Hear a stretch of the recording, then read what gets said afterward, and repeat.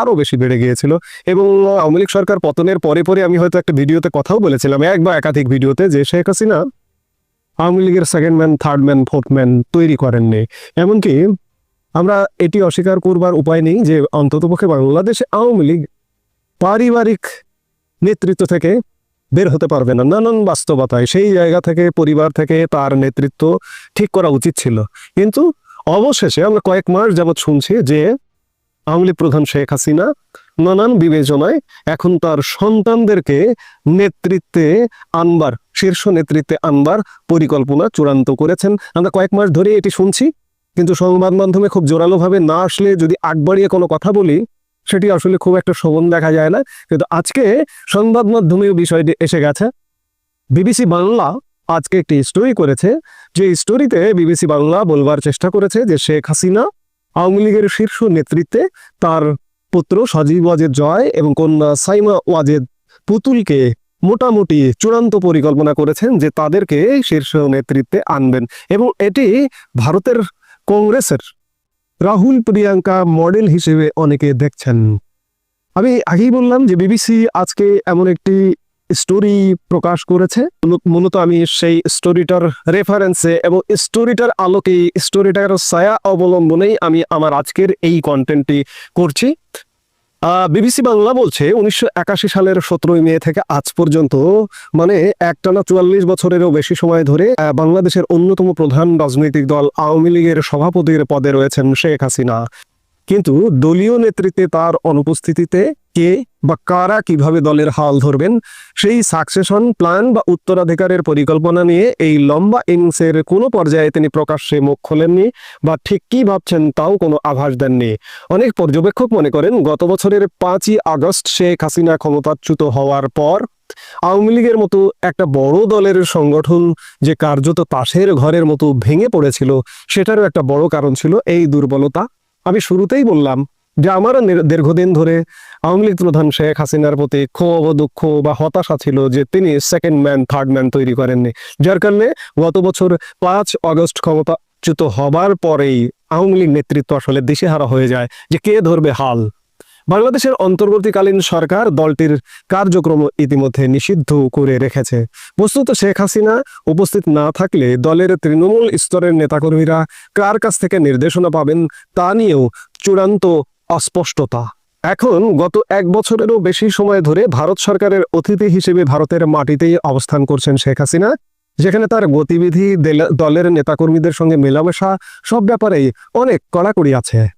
এই সুযোগটাকে কাজে লাগিয়ে আর খানিকটা পরিস্থিতির চাপেই তাকে এখন উত্তরাধিকারের এই অমীমাংসিত বিষয়টি ফয়সালা করার দিকে নজর দিতে হচ্ছে। এছাড়া এই চলতি সেপ্টেম্বর মাসেই তিনি 78 বছর পূর্ণ করবেন, ফলে বয়সেরও কিছুটা তাগিদ তো অবশ্যই রয়েছে।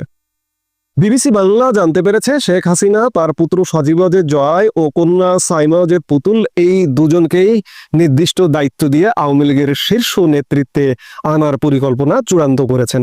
পাশাপাশি এখানে একটা ভূমিকা থাকবে শেখ রেহানার ছেলে রেদওয়ান মুজিব সিদ্দিকী ববিরও।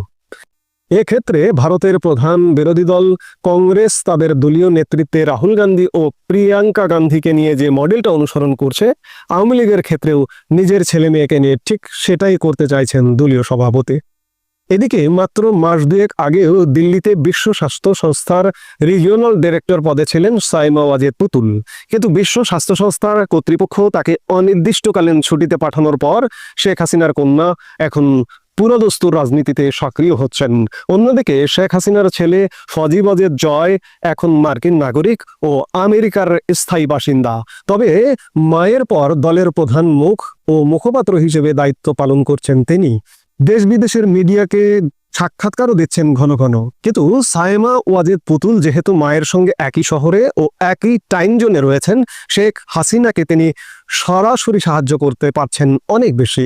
অনলাইনে মায়ের দেওয়া ভাষণের খসড়া তৈরিতে, কর্মসূচির ক্যালেন্ডার স্থির করাতেও সাহায্য করছেন। এমনকি বাইরের দর্শনার্থীদের সঙ্গে শেখ হাসিনার সরাসরি দেখা করার ক্ষেত্রে যেহেতু বিধিনিষেধ আছে, তাই সেই কাজটাও এখন অনেকাংশেই সাইমা ওয়াজেদের ওপর বর্তেছে। গত 2 মাসে তিনি বেশ কয়েকবার এরকম বৈঠকও করেছেন। আওয়ামী লীগের একাধিক সূত্র এই তথ্য নিশ্চিত করেছে, তবে তারা নাম প্রকাশ করতে চাননি। ফলে বলা যেতেই পারে শেখ হাসিনা এখন ধীরে ধীরে অনেক দায়িত্বই ছেলেমেয়ের ওপর ছেড়ে দিয়েছেন বা দিতে বাধ্য হচ্ছেন। শেখ হাসিনার এই সাকসেশন প্ল্যান নিয়ে বিবিসি বাংলা ভারতে ও ভারতের বাইরে অবস্থানরত বেশ কয়েকজন শীর্ষস্থানীয় আওয়ামী লীগ নেতার সঙ্গে কথা বলেছে। তারা অনেকেই দলীয় নেতৃত্বে এই রাহুল প্রিয়াঙ্কা মডেল অনুসরণ করার বিষয়টি নিয়ে অবহিত এবং বিবিসির কাছে সেটি নিশ্চিতও করেছেন। কিন্তু এই বিষয়টি আওয়ামী লীগের ভেতরেই এতটাই স্পর্শকাতর একটি ইস্যু যে তারা কেউই এটি নিয়ে অন রেকর্ড মুখ খুলতে চাননি। প্রশ্ন হচ্ছে যে কেন এখন রাজনীতিতে এলেন সাইমা ওয়াজেদ পুতুল? এই প্রশ্নের সহজ উত্তর হলো বিশ্ব স্বাস্থ্য সংস্থা WHO তাকে ছুটিতে পাঠানোর পর শেখ হাসিনা কন্যার কাছে এছাড়া আর কোনো বিকল্প অপশন ছিল না। গত 11 জুলাই 2025 তারিখে বিশ্ব স্বাস্থ্য সংস্থার দক্ষিণ পূর্ব এশিয়ার আঞ্চলিক পরিচালকের পদ থেকে সাইমা ওয়াজেদকে অনির্দিষ্টকালের জন্য ছুটিতে পাঠানো হয়। তার জায়গায় ভারপ্রাপ্ত কর্মকর্তা হিসেবে ক্যাথরিনা বয়েহিম দায়িত্ব সামলাবেন বলে জানানো হয়। বিশ্ব স্বাস্থ্য সংস্থার মহাপরিচালক টেড্রোস গেব্রেয়েসুস যে ইন্টারনাল ইমেলে তার কর্মীদের এই সিদ্ধান্তের কথা জানান, সেটির একটি প্রতিলিপিও বিবিসি বাংলা দেখেছেন বলে জানিয়েছে। সেই ইমেলের বক্তব্য থেকে পরিষ্কার, সাইমা ওয়াজেদ ওই পদে থাকলে হুর সঙ্গে কাজ করার ক্ষেত্রে বাংলাদেশ সরকার যে অনগ্রহ প্রকাশ করেছিল এবং ওই পদে তার নির্বাচন নিয়ে প্রশ্ন তুলেছিল, সেটা বিবেচনায় নিয়েই তাকে ছুটিতে পাঠানোর সিদ্ধান্ত নেওয়া হয়। তাছাড়া বাংলাদেশের দুর্নীতি দমন কমিশন আয় বহির্ভূত সম্পত্তি বানানো, জালিয়াতি ও ক্ষমতার অপব্যবহারের যে অভিযোগ তার বিরুদ্ধে এনেছে, সেটাও হুর এই সিদ্ধান্ত নেওয়ার ক্ষেত্রে প্রভাব ফেলেছে। বাংলাদেশ সরকারের মনোভাবের অপ্রত্যাশিত কোনো পরিবর্তন না হলে এই ছুটি থেকে অচিরে তাকে ফেরানোর যে কোনো সম্ভাবনায় নেই, সংস্থার একাধিক সূত্র বিবিসির কাছেও তা নিশ্চিত করেছেন। আর এটা জানেন বলেই সাইমা ওয়াজেদও এখন ফুল টাইম মায়ের সঙ্গে দলীয় কর্মকাণ্ডে যুক্ত হয়ে পড়েছেন, তাকে নানাভাবে সাহায্য করছেন।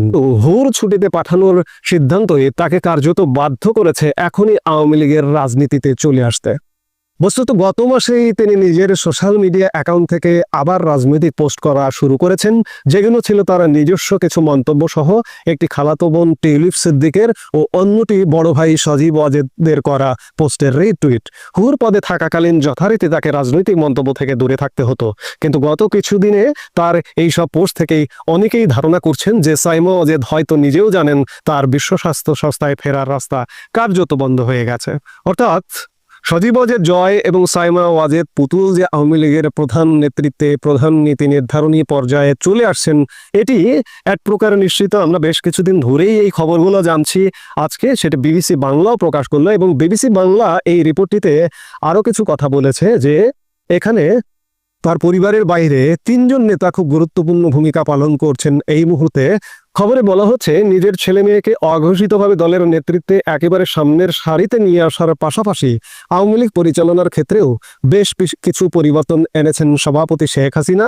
তিনি নিজে এই মুহূর্তে ভারতের মাটিতে, দলের শীর্ষ নেতাদেরও অনেকেই এদেশে।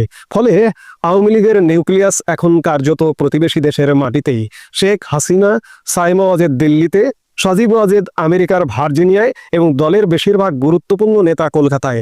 এভাবেই একটি ত্রিভুজাকার যৌথ নেতৃত্বের মধ্য দিয়ে এই মুহূর্তে দলটির দৈনন্দিন কার্যক্রম চলছে। কিন্তু কাগজে কলমে এখনও যিনি আওয়ামী লীগের সাধারণ সম্পাদকের পদে আছেন, সেই ওবায়দুল কাদের দলের এই নতুন কাঠামোতে একেবারেই উপেক্ষিত। প্রায় 10 মাস আগে ভারতে চলে গেলেও তিনি এখনও দলীয় সভাপতির দেখাই পাননি বলে বিবিসি নিশ্চিত হতে পেরেছে। নিজ পরিবারের বাইরে শেখ হাসিনা বরং বেশি ভরসা রাখছেন দলের 3 জন নেতার উপর, যারা প্রত্যেকেই এই মুহূর্তে কলকাতায় অবস্থান করছেন। এরা হলেন বাংলাদেশের সাবেক স্বরাষ্ট্রমন্ত্রী আসাদুজ্জামান খান কামাল, ঢাকা 8 আসনের সাবেক সংসদ সদস্য ও আওয়ামী লীগের যুগ্ম সাধারণ সম্পাদক আফম বাহাউদ্দিন নাসিম এবং আওয়ামী লীগ সভাপতিমণ্ডলীর সদস্য ও সাবেক এমপি জাহাঙ্গীর কবির নানক। দলের নির্ভরযোগ্য সূত্রগুলো জানাচ্ছে শেখ হাসিনার সঙ্গে ভারতে তাদের সশরীরে দেখা সাক্ষাৎ হয়েছে, তবে আপাতত তাদের সঙ্গে নিয়মিত যোগাযোগ রক্ষা ও অ্যাকশন প্ল্যান তৈরি করার কাজটি করছেন সাইমা ওয়াজেদ পুতুল। অন্যদিকে সজীব ওয়াজেদ জয়ের নেতৃত্বে আমেরিকায় আরেকটি টিম কাজ করছেন দলের অনুকূলে ন্যারেটিভ নির্মাণ ও বিদেশের সংবাদ মাধ্যমে আওয়ামী লীগের বক্তব্য তুলে ধরতে। ৭৬ বছরের বেশি পুরনো এই রাজনৈতিক দলটি ইতিহাসে সম্ভবত তাদের সবচেয়ে সংকটময় সময় পার করে ঘুরে দাঁড়ানোর কঠিন লড়াই করছে। তবে নেতৃত্বের রাশ থাকছে যথারীতি দলটির ফার্স্ট ফ্যামিলির হাতেই। অর্থাৎ এই প্রতিবেদন, এই স্টোরি থেকে এটি স্পষ্ট যে আমাদের যে রাগ ছিল, ক্ষোভ ছিল, দুঃখ ছিল যে শেখ হাসিনা তার পরিবারের, তার সন্তানদের নেতৃত্বে আনছেন না কেন, কিন্তু সেই জট খুলে গেছে। ইতিমধ্যেই কয়েক মাস হয়ে গেছে তারা কাজ করছেন। সজীবাজের জয় কাজ করছেন শুরু থেকেই, বলা যায় যেদিন পতন হয়েছে সেদিন থেকে তিনি গণমাধ্যমে কথা বলা শুরু করেছেন, নেপথ্যে নানা কাজ করছেন। এর মধ্যে যুক্ত হয়েছে সাইমা ওয়াজেদ পুতুল, তিনি কাজ করছেন, এবং তিনজন পরিবারের বাইরে তিনজন খুব গুরুত্বপূর্ণ ভূমিকা পালন করছেন, আসাদুজ্জামান খান কামাল, আফামদ বাহাউদ্দিন নাসিম এবং জাহাঙ্গীর কবির নানক। আমরা আশা করি যে আওয়ামী লীগ যে এই চরম একটা সংকটের মধ্যে, এবং সংকট কাটিয়ে উঠছে, আশার কথা হচ্ছে যে আওয়ামী লীগ সংকট কিন্তু কাটিয়ে উঠছে। আপনারা ঢাকা শহরে দেখলেই দেখতে পাচ্ছেন যে যেখানে 10 জন 20 জনের মিছিল হতো, এখন হাজার হাজার মানুষের মিছিল হচ্ছে। গত শুক্রবার এটি শুরু হয়েছে, শুক্রবারের পর থেকে প্রতিদিনই হচ্ছে, গতকালকেও হচ্ছে, আজকেও হয়তো হবে। অর্থাৎ কার্যক্রম শুরু হয়ে গেছে এক প্রকার। এবং দলীয় নেতৃত্ব আমরা বা পর্যবেক্ষক মহল বা আওয়ামী লীগের নেতাকর্মী যেটি দীর্ঘদিন অনুপস্থিত দেখেছেন, আর হয়তো অনুপস্থিত দেখবেন না। 1 বছর ইতিমধ্যে পেরিয়ে গেছে, আর থেমে থাকার সময় হয়তো আওয়ামী লীগ নেতৃত্বের কাছে নেই। শেখ হাসিনা, তার পরিবার, তার সন্তানরা এবং নির্ভরযোগ্য নেতাদের নিয়ে হয়তো আওয়ামী লীগ শীঘ্রই রাজনীতিতেও খুব জোরালোভাবে ফিরবে, সেই আলামত। আশা করি বিষয়টি বুঝতে পেরেছেন। এ নিয়ে আপনার গুরুত্বপূর্ণ মন্তব্যটি অবশ্যই কমেন্ট বক্সে জানিয়ে দিবেন। ধন্যবাদ।